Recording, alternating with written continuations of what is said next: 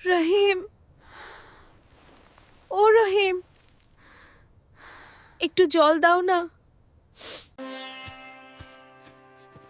এই তো আমি এসেছি মরিয়ম, ভয় পেও না, আমি আছি তো। রহিমের স্বপ্নগুলো এই চারাগাছগুলোর মতোই অকালে ঝরে যাচ্ছে।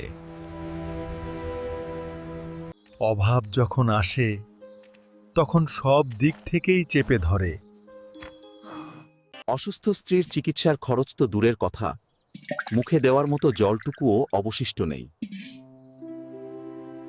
রহিম, এই নে টাকা, কিন্তু মনে রাখিস সময় মতো সুদ না দিলে তোর ভিটেমাটি সব আমার। মহাজনের চড়া সুদের ঋণে রহিম আজ আষ্টে পৃষ্ঠে বাধা। পালানোর কোনো পথ নেই। বাবা, মা ভাত দেয় না কেন? আমার খুব খিদে পেয়েছে। সন্তানের ক্ষুধার জ্বালা মেটানোর ক্ষমতা নেই এই অসহায় কৃষকের। খোদা, কেন আমাদের সাথে এমন করছো? কেন আমাদের মেরে ফেলছো না একবারে?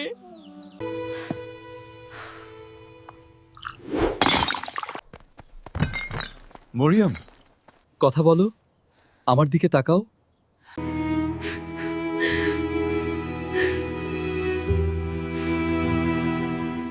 সূর্য ডুবছে রহিমের শেষ আশাটুকু নিয়ে।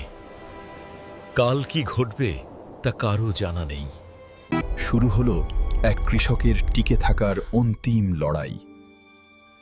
সকাল হতেই মহাজনের পাওনা আদায়ের কালো ছায়া নেমে এলো রহিমের উঠানে। গজেন বাবু, আপনি এই অসময়ে? সময় তো তোর ফুরিয়ে এসছে রহিম। সুদের টাকা কই? কর্তা, মাঠের ফসল সব পুড়ে গেছে, ঘরে এক দানা চাল নেই।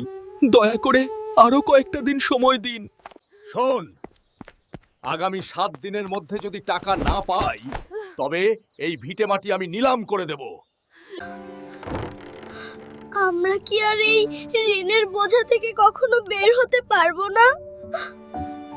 মনে রাখিস রহিম, সময় কিন্তু মাত্র 1 মাস। এর মাঝে আমার সব টাকা ফেরত চাই। নাসির ভাই, তুমি কি আমায় কিছু সাহায্য করতে পারো? ও, মাজনের ঋণ শোধ করতে হবে। আমার নিজেরই ঘরের টিন খুলে নিয়ে গেছে মহাজনের লোক। গজেন শুধু তোকে না রহিম, পুরো গ্রামটাকে গিলে খাওয়ার ছক কষছে। সবার অবস্থা আজ এক। শোষণের এই জাল ছড়িয়ে পড়েছে গ্রাম জুড়ে। এই খরা আমাদের জন্য আশীর্বাদ মুন্সি। এই সুযোগে সবকটা জমি আমার নামে করে নেব। একাকী মানুষ সবসময়ই শোষকদের কাছে সহজ শিকার। না, এভাবে সব কেড়ে নিতে দেব না। কিছু একটা করতেই হবে। গ্রামের সবাইকে একত্র করব। এই মহাজনের বিরুদ্ধে প্রতিরোধ গড়ে তুলতে হবে। আজ রাতেই সবাইকে বটতলায় ডাকতে হবে।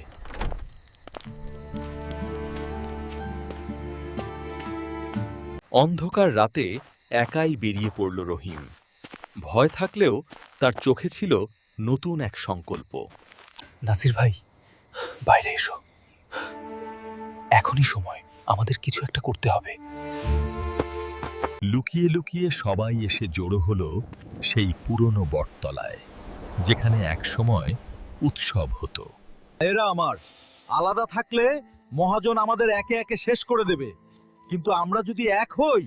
কিন্তু রহিম, মহাজনের লাঠিয়ালদের সাথে আমরা কিভাবে লড়ব? ওরা তো আমাদের জানে মেরে ফেলবে। কাশেম, মরে তো আমরা এমনিতেও যাচ্ছি। অনাহারে মরার চেয়ে অধিকারের জন্য লড়াই করে মরা অনেক ভালো। ওই মরা খালটা দেখছেন? ওটা পরিষ্কার করলে আমাদের খেতে জল আসবে। মহাজনের কাছে আর হাত পাততে হবে না। আমরা এক। আমরা লড়াই করব। অন্ধকার কেটে ভোরের আলো ফুটল, সাথে এলো নতুন আশা।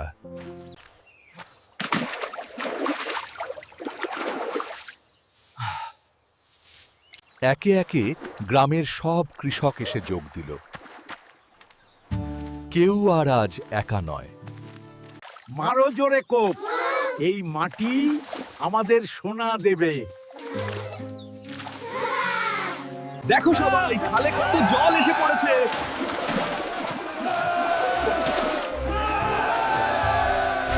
চাষার ঘরের পোলাপানদের এত সাহস!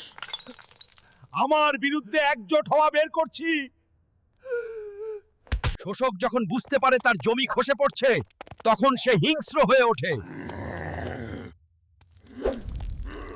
রহিম একা না, আমরা সবাই আছি।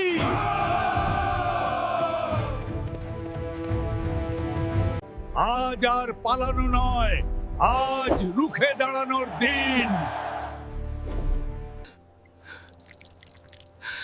এরা এত মানুষ কোত্থেকে আসলো? খবরদার, আর এক পা এগোলে পালাও, এখান থেকে পালাও। মাটি তার সন্তানদের রক্ষা করেছে, কারণ তারা আজ ঐক্যবদ্ধ।